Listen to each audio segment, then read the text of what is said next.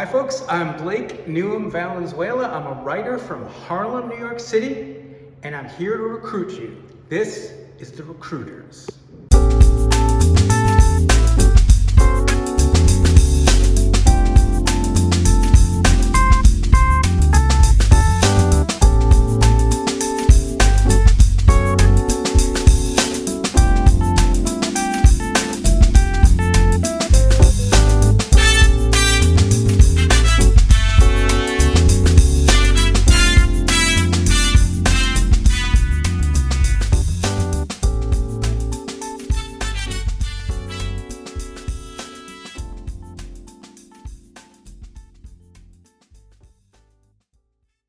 Hello and welcome to The Recruiters. I am former New York State Senator Tom Duane, and I'm sort of like the chair of The Recruiters, and I'd like to say something about power.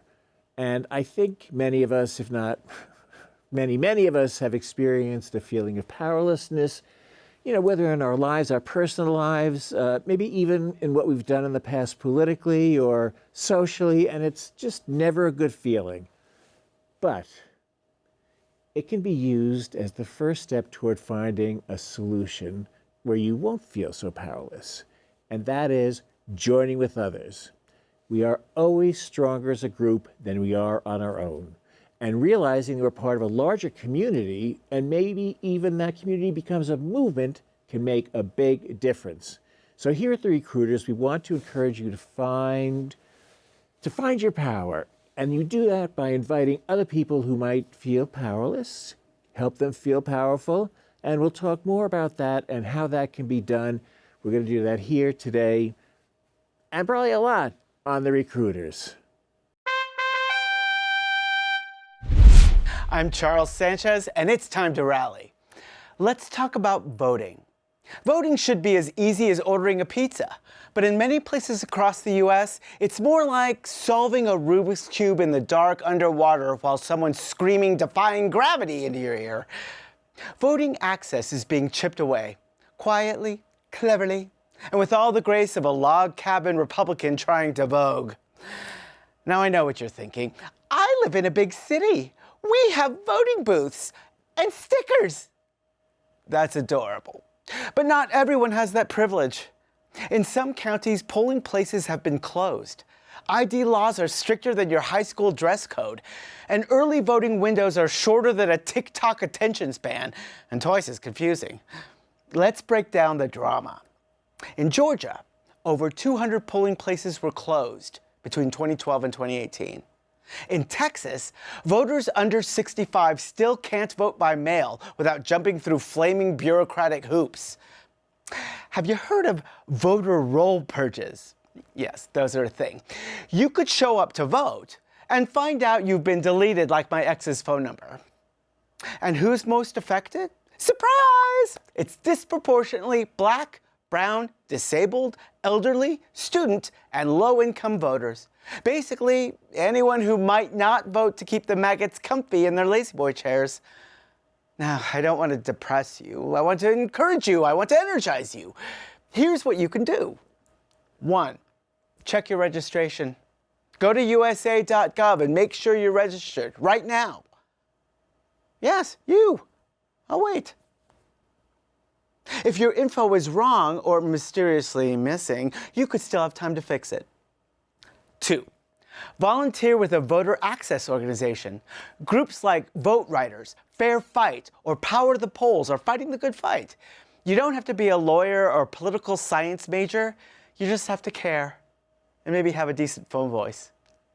3, make voting social.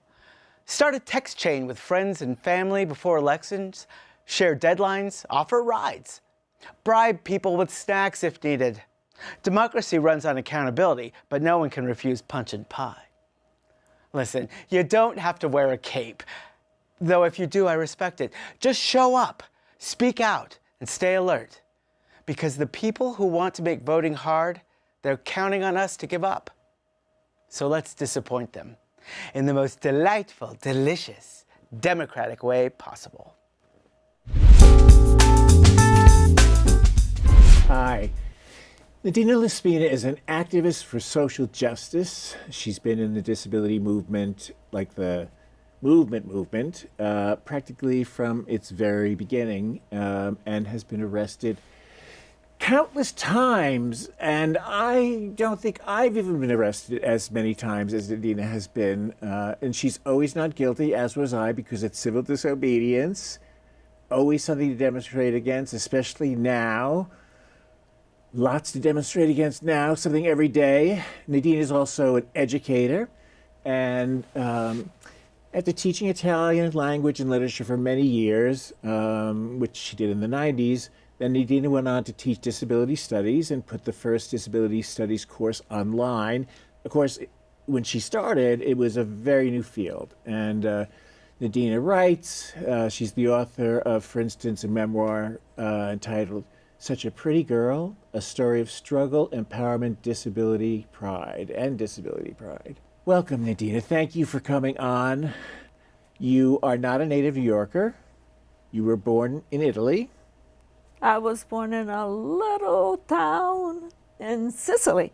Happy memories there? Not really, because I remained in my mind really is the atmosphere of this oppressive, in a way, atmosphere of the religion, you know, the church, the people saying, what a shame. By the way, the title, Such a Pretty Girl, it was always followed by, what a shame. What a shame. Such a pretty girl, what a shame. And they would be crying. And I thought they were crying because I was such a pretty girl, you know. So, you know, I would say, please, I want to be ugly. I don't want to be pretty. Oh, but most of Southern Europe, anyway, not accessible at all. No. But you weren't using a wheelchair for mobility then. You were walking, right? At the time, I was Yes. being carried. Oh. I was being carried. No, I didn't have a wheelchair, but I couldn't walk. Oh. I had polio. No, I know. And I, you know, I was paralyzed. My legs were paralyzed by polio. My arms were not, but my, you know, legs were. I couldn't stand. I couldn't walk. I just remember my mother carrying me high up because, you know, my balance was not good. Right. So like a lot of little kids get carried on your hip, you know, it's Right. kind of like this. I couldn't do that. My mother carried me up with her. I've seen, you know, when I see pictures of her with her back so straight carrying me. That's amazing. Till I was too big, you know, I mean. So then the family decides to move to the United States. That was always my father's dream, to move to the United States. His brother was in the United States. He moved, I guess, in the 40s or maybe even earlier, and his family was here. We had to wait a long, long time before, you know. You applied. Yeah, right. Wait. Before all the papers were ready, and my father, just remember, you know, I was such a little girl, but I remember my father going to Rome, you know, to the consulate in Rome, and finally, when we came here, I was 13 years old. Williamsburg first. When we came here, yes, the very first apartment was in Williamsburg. And again, I was always carried here too. But you went to school with everybody else? No, I went to the hospital with all the other little disabled That's where kids. classes were held? I went straight to the hospital, and we had one teacher. For all grades? For all grades. I didn't go to school. I went to school, you know, when at the very last term of the last year of high school. Wow. Because I was always in the hospital. But in a way, I learned a lot in the hospital. I learned to speak English, first of all. I was going to say, I because didn't that's know all English. everybody spoke English otherwise. I didn't know English. I learned. I had a friend, made friends with all the other disabled kids, and it was a very wonderful experience for me too. I mean, it was having surgery after surgery after surgery was really bad. Bad because I was tortured. Right. I was really tortured. And surgery. abused. After surgery, a little later, then abused, sexually abused, yes. Which is not uncommon with people with Medical disabilities. settings, people don't realize it, but in medical settings, it happens a lot. And usually it's kept under wraps. Usually, You know? 90% of the time, 90%. because under the guise of privacy. But on the other hand, I made friends with other disabled Yes. kids. And that was good because in the little town where I was born and where I lived when I was a little girl, there were no other disabled kids. So I was isolated. I thought I was the only disabled little girl in the whole world. I mean, I didn't. You know, it's not unlike the experience of being a little queer kid. You always think you're the exactly. only one. You think you're the only Yeah, one. until, you know, it's only when you then reach the connect. world, right. It's such a wonderful feeling, Yes, I'm with you my know, people. to connect, to find your people. Yeah. Exactly. So I remember, you know, I have very bad memories, but also very, very good memories. You know, through all this, you had to take like the SATs or something to get into college? I did. I had surgery on my back. I had surgery, but when I had the surgery on my back, I was in a cast all over my body, from my head all the way down to the knees, and I was taken to. They called it a convalescence home, and that was in White Plains, and there. Again, there was a room with a teacher, no matter, you know, what grade you were in, it didn't matter. And I learned about the civil rights movement, Martin Luther King. Here they're coming from the March on Washington, and I wanted to be a freedom rider, and I wanted to be like Rosa Parks. Sometimes I feel, in terms of what I've did as an activist, really, was I had no choice. I was like called to do it. It sounds like the similar thing with you. Yes. That you had no choice but to want to get out there. And, That's what I wanted to do. I always wanted to do that. But even in the little town, I mean, my father was an activist. At that time, who did you most admire? Rosa Parks and Martin Luther King. I mean, it was. Then, of course, many others, you know, I became a feminist, but this is early on I'm talking about. I'm telling you, I wanted to be a freedom. I couldn't get on a bus. I was stuck in bed with a big cast. But so, civil rights, feminist, but disability rights too, Disability of which rights, there was not a big movement. Not yet. It was just starting, really. Judy Heumann. Yes. Judy Heumann, she's now gone, but she sued the Board of Education when she was denied a license to teach because she used a wheelchair. She had polio, just like me, and couldn't walk. And to me, the very fact that this young woman, you know, had the courage. Well, I think we found another hero because she is amazing, because the New York City Board of Education was, as usual, way behind the times. Oh, I had whenever I was home, I was always in the hospital, in one hospital or another. But whenever I was home, I had a home teacher that came and hardly knew anything like that. I don't know, you turned out smart. Somehow. Did you read a lot? I did read a lot. Like I was saying, all these very smart kids from different colleges, universities would come as volunteers and would bring me books, and I read as much as I could. Yes. And tell me about NYU. First graduate school? Graduate school, and then I started teaching. I loved teaching. I remember the first day I was very nervous, of course, but then I went into the classroom and it felt so good.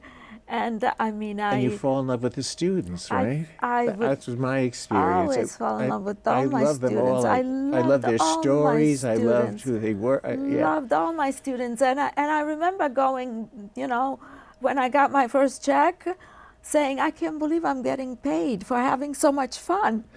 But you had other aspirations. When I first started writing, I would just. It seemed like self-indulgent. There were so many other things to do, But I always loved writing. Was Well, the I first studied book your literature. was your first book about you? The memoir is the one that got published. Right now I have a novel that didn't get published. Yet. And I was writing about, my life in, as a child in Sicily. It's inspiring. And I would say, this is, who's going to want to read this? I didn't think it was I never thought that I was writing something that would be published. No. Well, it was an unusual book for its time also, and maybe to this day. Because I tried to make it also about me and about the disability movement. Right. To me, when I found the movement, and we would share stories and see the pattern there, how, hey, nothing, okay, I'm disabled, whatever. But it's, that's not my fault. They're making me feel bad for being disabled. It's... What was your first arrest? Do you remember? Well, I think it was just that they didn't take us in. We were blocking Madison Avenue here in New York, and the young woman at the time, now gone, Judy Human, had started the organization Disabled in Action.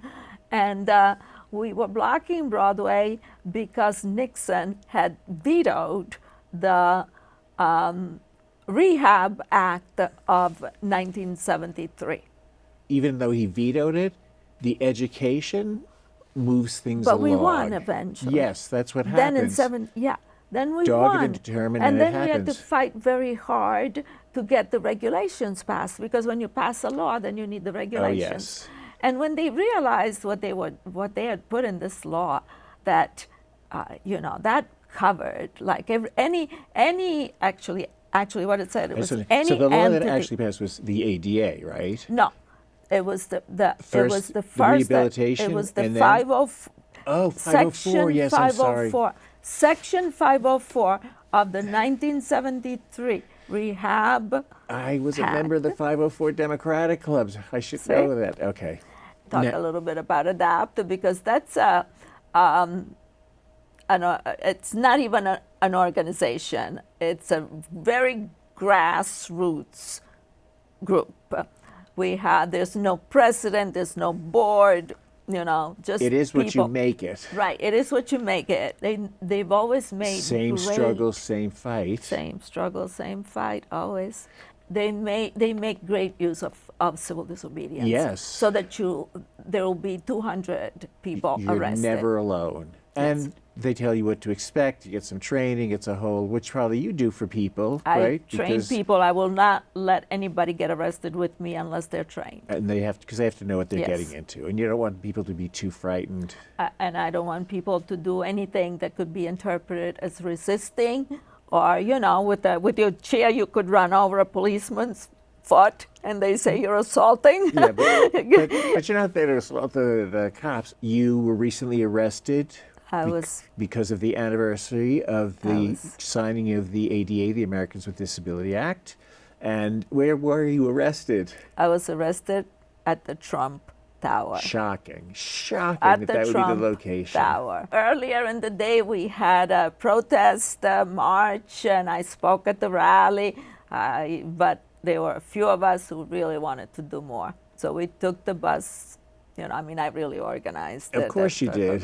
Which It takes a veteran. lot of work. But 11 of us got arrested. It was an incredible feeling, because when we went in, they just let us in. And then, I went and talked to security there and said, I'm sorry, we're going to cause a little bit of trouble Well, it's public here. space, which they don't Public really acknowledge space, as public yes, space. Public space. And I said, we're here. And I explained why we were there. I said, today is the anniversary of the Americans with Disabilities Act. We have been fighting for half a century to get to this point where we are today. And we still figured we had a lot to Yes. fight. But all of a sudden, everything has changed. Yes. Everything has changed, and we're under attack. with other marginalized groups, Except for, you know, we are under attack. There is nothing that people in the disability rights community, nothing that you all have fought for, that is not good for everyone. Right. I mean, who doesn't love a curb cut? Let's start with the simplest things, right? Who doesn't like a wide doorway, right? A wide doorway. Who doesn't like a ramp? I mean, all these things are. Yes, yes. I mean, what's so bad about it? It's all good. But they're changing it. They already, the Department of Energy is saying that new construction does not have to be wheelchair accessible. We fought to have sign language interpreters for people who are deaf. Yes. Have you seen a sign language interpreter when Trump speaks? No, they are dismantling everything having to do with civil rights, including disability rights. Disability. All our laws, the laws that we fought so hard to get passed, including the Americans with Disabilities Act, and are going to be obliterated in this dismantling. Your dictator, during his first campaign, mocked a fabulous reporter, Serge Kowaleski, who covered my race. That's right. A smart, good guy. Very, very good reporter. Yes. Made fun of him. Made fun of him, yeah, with the way he moves, because of course he has and not just some it was a thing with him. Yes. I missed that arrest, but I'll be at the next one. I just want you to say what it is that you think people can do to become a recruiter. What are a couple of things, actions that anyone can take? I think by example, that example is the best way to recruit people, and to the way I do whenever I organize any kind of action. It's always yes, it's a lot of hard work, but a lot of joy to it. I agree. Let's not forget, why we're doing this, because and the love, joy and love. I say this, what is organizing? You just do stuff and try to get others to do it with you. Yes. And then. Yes. Community is a big deal. Community. But that community has to really grow and grow and grow. So, it's got to be an exponential growth if we're going to stop the terrible things that are happening. Because things will be different even when we win this battle. And we are going to win. Yes, of course. We are going to win. But we have to cannot restore let this a lot happen. of damage. And obviously there are problems that allow this to happen. So, Nadine, I just want to say, we didn't even talk about the other things you've written. The other action. I'll come back anytime. Okay, we'll have you back again because there's several topics that you can be here on your own. And you can be part of a panel. You are just an amazing, powerful woman, and I love you. And I love you, Tom. You're an amazing man. Yes. We're recruiters.